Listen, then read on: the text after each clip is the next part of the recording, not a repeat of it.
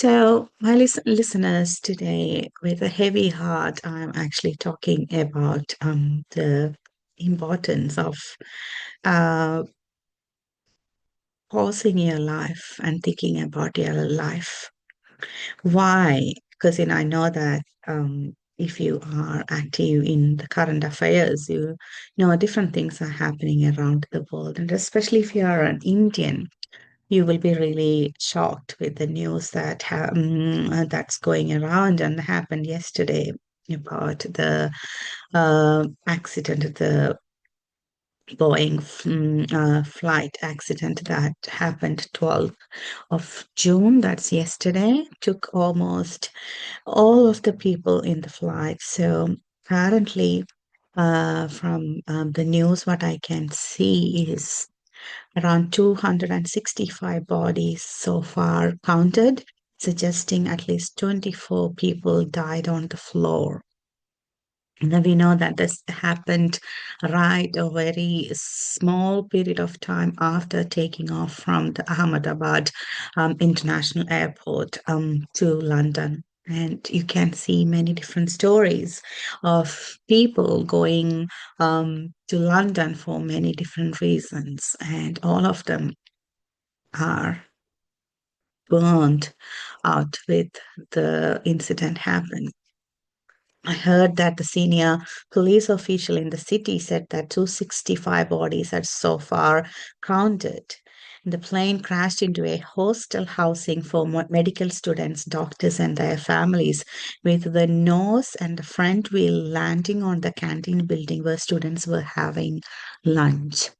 So there will be people impacted through this incident, not the passengers, but also the people from that medical hostel. The grieving families are giving DNA samples to the doctors in Ahmedabad to help identify the victims. India's Home Minister, Mr. Ahmad Shah, said that final death toll would only be known after the DNA testing had been completed on the victims' remains. One of the two black boxes has been found, according to the report by the local newspaper Hindustan Times. On Thursday night, the federal civil aviation minister said a formal investigation had been initiated in line with the international protocols. The Indian-led investigation will include experts from UK Air Accident Investigation Branch because of the number of British victims and the US National Transportation Safety Board and Boeing. Indian Prime Minister Narendra Modi arrived in Ahmedabad on Friday morning, visiting the crash site and a hospital where wounded were being treated. The sole survivor of the plane, British national Vishwas Kumar Ramesh, were being treated in the hospital. A medic told Associated Press Ramesh was disoriented with multiple injuries, but that he seems to be out of danger. And he is the only one who survived from this accident. So I am actually sharing this news. This is the latest news from the Times, and still the investigations are going on. It actually took me to think about our life a lot. Not only this, the other news that I had recently about one of our parishioners who was struggling through her cancer journey. At the end, she had to go on back to the heaven. That's what I truly believe. And sometimes when these messages and news about people losing their life on this earth force us to think about the nature of our life in this world. What exactly the meaning of life in our life, of the things that we are doing with no real meaning, why we are going through all different things in our life, like fights, competition, and grabbing lots and lots of money rather than enjoying the life that we have. We are putting lots of negative energy or maybe lots of anger, and there is no real happiness in and not living in the present moment and putting everything for a future life which may not even happen. I was reading one of the family who they were both doctors, and then the wife and three kids were in India, and they sold everything and decided to go back and restart their life in London. And they put their family selfie as the last message. And through this incident, they are ashes.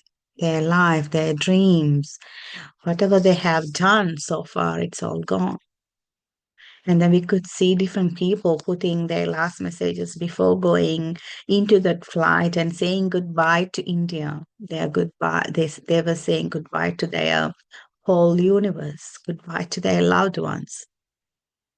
Are we earning anything through this life if we are not putting love, joy, and peace as your first motto or first principle of the life? That's what I am thinking. I know that the life is with struggles and life may not be justifiable to many people. And then you may not understand the reasoning behind all the things happening. But I believe if you are living your life with the principle that whatever happens, I live in the present moment without affecting or impacting other people in a negative way and giving priority to my own peace and the peaceful mindset for my loved ones. You do not need to be afraid of dying one day because you are enjoying the God given life in this world every now and then. And you are living in the present moment. So I was going through this incident and reflecting today on my private time with my creator. I was I was told many times that gratitude is so important, even if it is a little thing, you have to be grateful.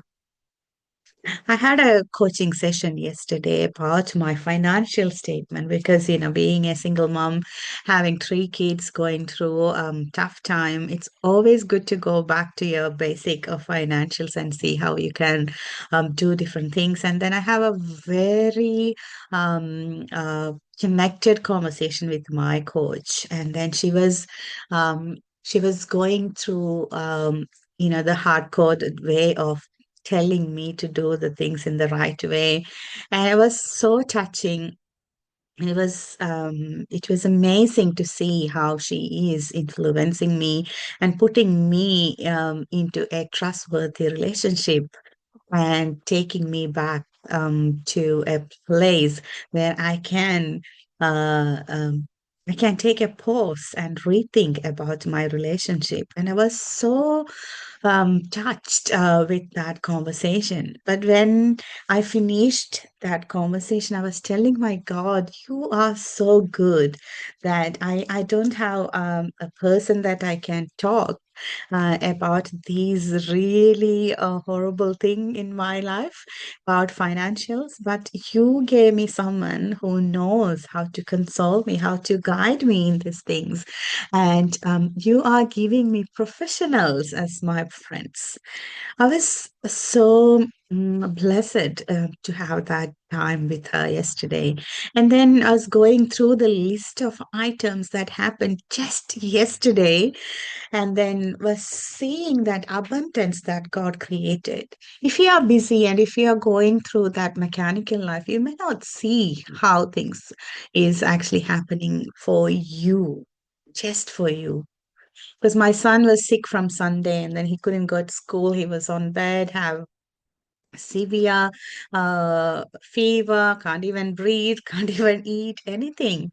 But still, I feel like God is taking care of him and taking care of me. And I was going through the time when my twins were really like, 14 or 15 months, and they used to become sick almost same time and couldn't even sleep the whole night because of anaphylactics or the fix may come up and all this distress that they used to have. But I was acknowledging the providence that God was giving after this 12 years. He's still taking me and holding my hands to go through that life day by day. I'm so confident that if God is there and if I'm living for God, whatever the troubles are there, he will take care of it. And I truly believe for all the souls that gone out of this universe to the other land, that's because of Creator's plan. That's a better plan for that souls, but it's so hard to grieve because if we think from a human perspective, we can't really find out why it happened. I heard about a story of a girl from Kerala, from my state. She came only for 4 days and then she was building her own house back in Kerala and then was going back to UK. And then she was in that flight and she's no more. She was a beautiful singer. She was an angel. She's a nurse from India helping people in UK, but she's not anymore. But I feel like everyone got a purpose in this life and it must have completed. Talking about my friend who lost the battle of cancer, I would say she won the battle of cancer and then she is with the Lord. I feel like it's so hard and it's not right because many different people were praying for her and then asking God's blessing and justice to give the life back. And that didn't happen, including me, was so sad. And I was asking God, why? Why that happened? It's not really right. You shouldn't be doing this. But even that time, God was telling me, just believe and be aware of that fragile style of your human life in this world. This is just a pilgrimage. This is not your full life. I can die while I'll talk here, while I drive, while I'll sleep. And I do not know when, but there is one hope. As a Christian, I truly believe this is just a pilgrimage.